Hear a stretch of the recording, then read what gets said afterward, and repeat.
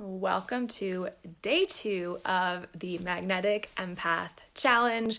Today we're going to be talking all about clearing your vortex. So I want to begin by talking about these two different types of vortexes that we are all part of. And first is the collective vortex. And you can think of this just as the energy of the collective, of all beings, of the planet, of the universe, this collective energy. So all of us, all of our energies that impact on an individual level, we all have an impact on that collective energy. Again, planet, universe, everything. We can also think of this as a law of the 12 universal laws. There's one called the law of divine oneness. And this law states that according to which absolutely everything in our universe is interconnected. In other words, every choice, word, desire, and belief that you have will also have an impact on the world and the people in your life, but also yourself. So that other vortex that we're going to dive a little bit more into today, more specifically, other than the collective one, is your individual vortex. And this is also known as the subtle energy body. And there's many layers to your subtle energy body. There's some great books on this, great resources on this. So we're not going to go into exactly the layers of the subtle energy body, but I do want you to know that in those layers of the subtle energy body, or your individual personal vortex, we hold our own energy, and that is the energy of our emotions. That is the energy of our past, the energy of our belief system and our values and our most common thoughts and our aura or our chakra system. And back in high school, so I like to break down these really big kind of ethereal concepts in as easy to understand ways as possible. It's just my teaching style. But back in high school, this is one way I like to think of our personal vortex. I would wear these like tight ass low rise jeans. Did anyone else wear those? They were very in style. And I would wear these super tight push-up bras. And when I got home from school, I would literally rip them off of my body because I would feel like I was crawling out of my skin, and my back, my body, my hips, like everything would actually like hurt as well. Turns out I had fibromyalgia, but there was this like very constricted feeling. And why I kept wearing those push-up bras and those tight low-rise jeans, you're going to have to go back to the high school version of Sarah and ask her that. But that feeling of constriction, that feeling of like my clothes are so tight, that feeling, if you've ever experienced that too, is a good analogy for a vortex or a subtle energy body that is not cleared, that has not been released recently. So you're full. Everything feels tight and constricted in your life. You might feel agitated. You might have physical pain. You might be irritable or experience anxiety in your life. And it's just, there's so much there. It's so tight. It's so constricted that how could I possibly like open myself up to breathe and receive? And in this challenge, we're talking about being magnetic. And in order for us to receive that magnetism of whatever it is that we want in our life, our desire, we have to unconstrict ourselves. Another way I like to think of our personal vortex versus, again, the more collective energy is as a cyclone. So we have this like cyclone or tornado, right? That spinning circular shape of energy that starts right below our feet towards our Earth Star chakra. It's not one of the main 7 of our chakra system, but it's another chakra that doesn't get talked about as much. But if we have this cyclone that's kind of starting down below our feet and it's winding its way up and around you and each of us as individuals, and at the top it's opening itself up in that wide mouth at the top, and that it opens up right above your head. So we have this cyclone that is just like spiraling around us, encompassing our physical body, but really beyond our physical body, also our energy bodies and the layers of our energy body. So within a cyclone or a tornado, we probably learned this in some class back in school. There's the center of that storm that we can call like the eye of the storm, or I think of it as the vortex, that very center spot that is silent. And in that space, there's the pause. In that space, everything is quiet enough now that you can think and you can actually hear your own thoughts and not just the chaos of everyone else's thoughts mixed in with your own thoughts. And in that quiet, that silence, that pause, we can also connect to our higher self like we did yesterday. And this is also the place where we can truly tap into our intuition. We're quiet enough to hear the downloads, to hear the messages. But around the edges of that pause in the center of the vortex or the cyclone or the tornado is the edgy noise and sometimes chaos.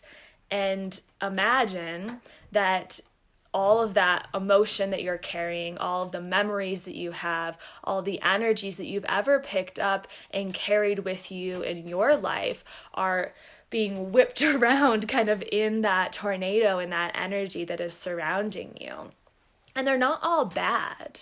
We don't even have to really label them as like good, bad, or neutral. They're simply there.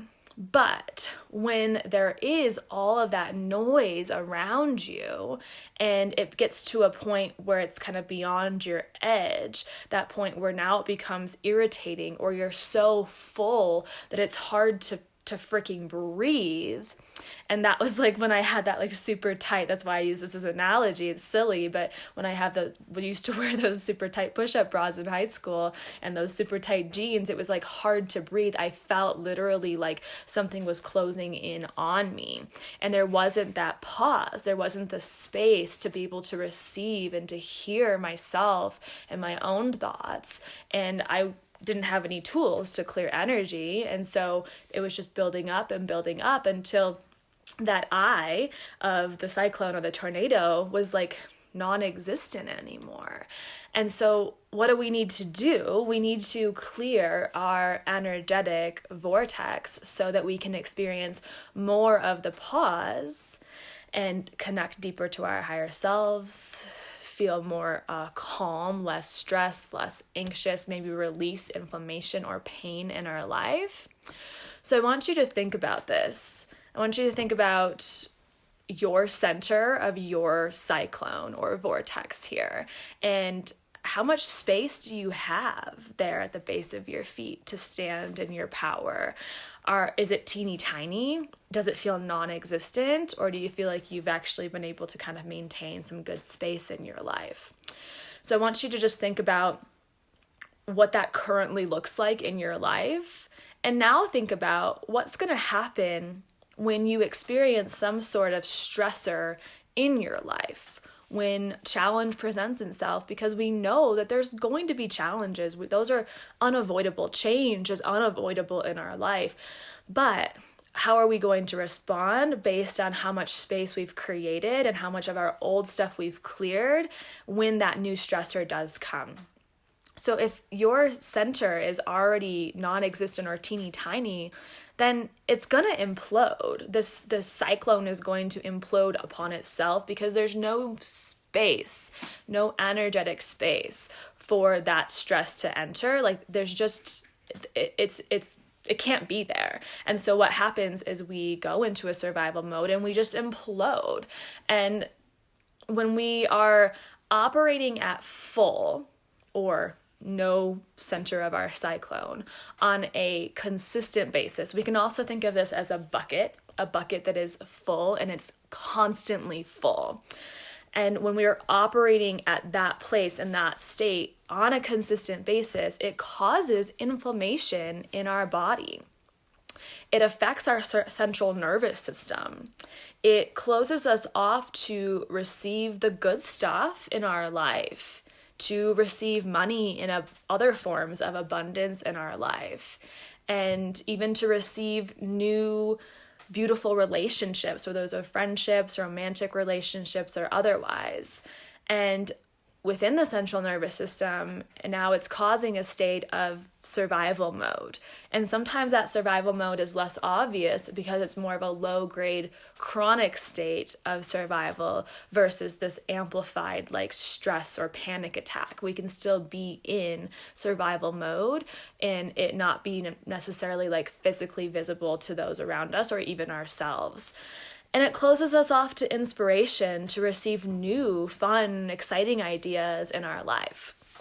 So regardless of whether you are an empath entrepreneur, a woman with chronic illness, a person going through spiritual awakening, hoping to tap deeper into her intuition and her empath abilities, you will all benefit from clearing your vortex. So your challenge today is to write down on a piece of paper, rip it out of the notebook if it's coming from in a notebook, or it could be like a sticky note, or it can just be from a notepad. It doesn't matter. But I want you to take a piece of paper that is just a single piece of paper and write down all of the stuff that you are carrying within your energetic vortex that you are ready and want to release. That can be a past memory that you're not forgetting like for forever, but it's more like releasing the energy of it, the energetic load of it that you're still carrying. This doesn't like clear memories from your mind. It is an energetic release of the burden. So any past memories, any emotions, any limiting beliefs, anything that's coming up for you that you're just like, this is feeling heavy. This is making my bucket full. This is shrinking the center of my cyclone down so it feels like it's going to implode. Or you get that agitated, constricted feeling like tight jeans and tight bra. So I want you to write down all the things that you want to clear and release on that piece of paper, and then I want you to burn it.